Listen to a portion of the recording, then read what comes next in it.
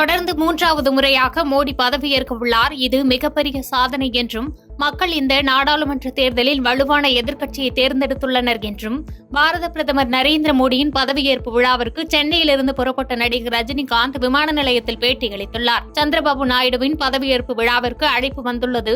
கலந்து கொள்வது குறித்து இன்னும் முடிவெடுக்கவில்லை என்றும், நாம் தமிழர் கட்சி மற்றும் விடுதலை சிறுத்தைகள் கட்சி மாநில கட்சிகளாக அங்கீகாரம் பெற்றுள்ளதற்கு வாழ்த்துக்களை தெரிவித்துக் கொண்டார். மோடி அவர்கள் தொடர்ந்து 3வது பதவியேற்க போகிறார். இது மிகப்பெரிய சாதனை. மக்கள் இந்த பாராளுமன்ற தேர்தலில் ஒரு வலுவான எதிர்கட்சியை தேர்ந்தெடுத்திருக்காங்க. இது ஜனநாயகத்துக்கு ஒரு ஆரோக்கியமான அறிகுறி. சார், அடுத்த 5 ஆண்டுகள் எப்படி இருக்கணும்னு எதிர்பார்க்கறீங்க? அடுத்த 5 ஆண்டுகள் எப்படி ஆட்சி அமைச்சா நல்லா இருக்கும்? உங்களுக்கு என்ன மாதிரியான? நல்லதா இருக்கிறத எதிர்பார்க்கிறேன். நாயுடு பதவி போறீங்களா? சந்திரபாபு நாயுடு அழைப்பு வந்திருக்காது. சார், அதே மாதிரி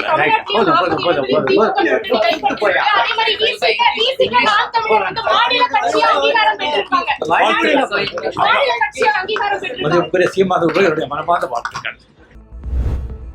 ஆண்டிப்பட்டி அருகே தனியார் பேருந்தில் படிக்கட்டு அருகே பயணம் செய்த பெண் பேருந்திலிருந்து தூக்கி வீசப்பட்டு படுகாயமடையும் சிசிடிவி காட்சிகள் வெளியாகி அதிர்ச்சியை ஏற்படுத்தியுள்ளது. தேனி மாவட்டம் ஆண்டிப்பட்டி தாலுகா கடமலைக்குண்டு பகுதியைச் சேர்ந்த தீபாலட்சுமி என்பவர் நேற்று மதியம் தனியார் பேருந்தில் தேனிக்கு பயணம் செய்தார். பேருந்து படிக்கட்டின் அருகிலேயே பாதுகாப்பு கம்பியை பிடித்து நின்றபடி பயணம் செய்தார். அப்போது நடத்துனரிடம் பயணச்சீட்டு பெற்று அதனை கைப்பையில் வைக்கும் போது எதிர்பாராத விதமாக பேருந்திலிருந்து வெளியே தவறி விழுந்ததில் தலையில் பலத்த காயமடைந்து அங்கிருந்தவர்களால் மீட்கப்பட்டு தேனி அரசு மருத்துவக் கல்லூரி மருத்துவமனையில் சிகிச்சைக்காக அனுமதிக்கப்பட்டு அங்கிருந்து மேல் சிகிச்சைக்காக மதுரை ராஜாஜி அரசு மருத்துவமனையில் அனுமதிக்கப்பட்டு சிகிச்சை பெற்று வருகிறார். இந்த நிலையில் அந்த பெண் பேருந்திலிருந்து வெளியே தவறி விழும் சிசிடிவி காட்சிகளும், பேருந்து நடத்துனர் தவறி விழும் பெண்ணை காப்பாற்ற முயற்சிக்கும் சிசிடிவி காட்சிகளும் தற்போது வெளியாகியுள்ளது.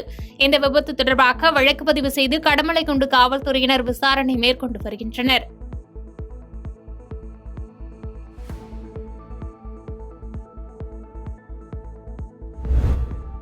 இந்திய கூட்டணியினர் வெற்றி கனவில் இருந்தார்கள். கூட்டணி கட்சியில் இருந்தவர்கள் முக்கிய இலாக்கா அமைச்சராக ஆகிவிடுவோம் என்ற கனவு தகர்ந்து போனது என புரட்சி பாரதம் கட்சி தலைவர் ஜெகன்மூர்த்தி பேட்டியளித்துள்ளார். சென்னை கிழக்கு கடற்கரை காணத்தூரில் கட்சி நிர்வாகியின் படத்திறப்பு விழாவில் திருவள்ளூர் மாவட்டம் கேவிக்குப்பம் தொகுதி சட்டமன்ற உறுப்பினரும் புரட்சி பாரதம் கட்சியின் மாநில தலைவருமான ஜெகன்மூர்த்தி கலந்து கொண்டு படத்தை திறந்து வைத்து குடும்பத்திற்கு ஆறுதல் கூறினார்.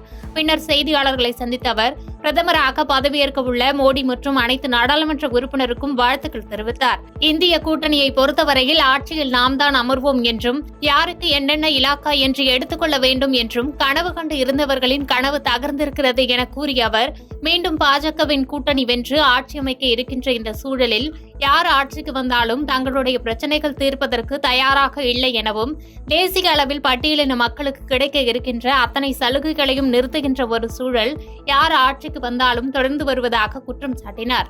இந்திய கூட்டணியை பொறுத்தவரையில் ஆட்சியில் நாம் தான் அமருவோம்,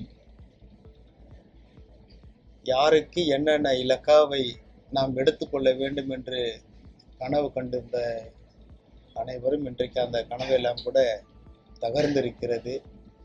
அந்த கூட்டணியில் இருக்கின்றவர்கள் எல்லாம் நாம் இந்த துறையை எப்படியாவது பெற்றுக்கொள்ள வேண்டும் என்று கனவிலே மிதந்து கொண்டிருந்தார்கள்.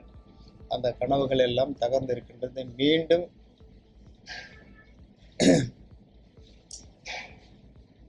பிஜேபியினுடைய கூட்டணி வென்று ஆட்சியில் அமர இருக்கின்ற இந்த சூழலில்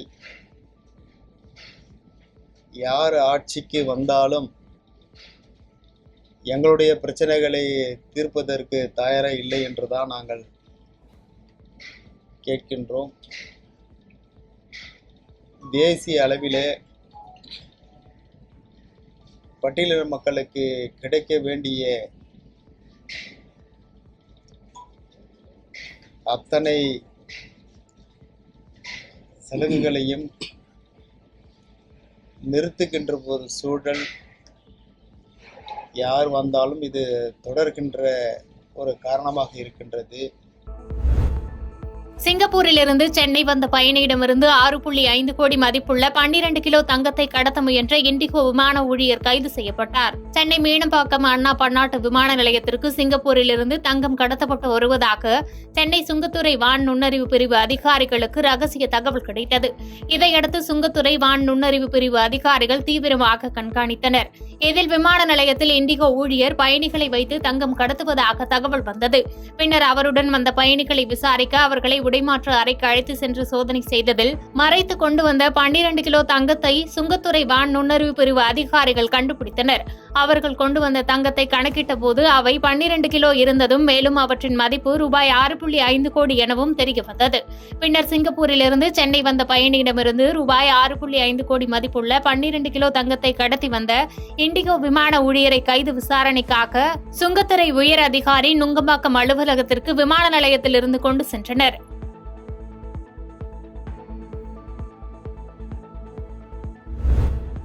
கங்கை கொண்ட சோழபுரம் அருகே முன்னே சென்ற கார் மீது அரசு பேருந்து மோதி விபத்துக்குள்ளானதில் அதிர்ஷ்டவசமாக பயணிகள் உயிர் தப்பிய சம்பவம் பரபரப்பை ஏற்படுத்தியது. அரியலூர் மாவட்டம் மீன்சுருட்டி அருகே விக்கிரவாண்டி தஞ்சாவூர் தேசிய நெடுஞ்சாலையில் சென்னையிலிருந்து கும்பகோணம் நோக்கி அரசு பேருந்து ஒன்று வந்து கொண்டிருந்தது. அப்போது திருவாரூர் மாவட்டம் ஆலங்குடி பகுதியில் வசிக்கும் குரு பிரசாத் என்பவர் தனது காரில் வேலூரிலிருந்து கும்பகோணம் நோக்கி முன்னே சென்று கொண்டிருந்தார். அப்போது ஜெயங்கொண்டத்தை அடுத்த மீன்சுருட்டி கடைவீதி அருகே உள்ள வேகத்தடையில் வந்தபோது காரை ஓட்டி வந்த குரு பிரசாத் பிரேக் பிடித்தார். அப்போது பின்னால் வந்த அரசு பேருந்து கட்டுப்பாட்டை இழந்து முன்னே சென்ற கார் மீது மோதி விபத்துக்குள்ளானது. இதில் காரில் பயணம் செய்த குரு பிரசாத் உள்ளிட்ட 3 பேர் அதிர்ஷ்டவசமாக லேசான காயத்துடன் உயிர் தப்பினர். இச்சம்பவம் குறித்து மீன்சுருட்டி போலீசார் விசாரித்து வருகின்றனர். இச்சம்பவம் காரணமாக அப்பகுதியில் சிறிது நேரம் போக்குவரத்து பாதிப்பு ஏற்பட்டது.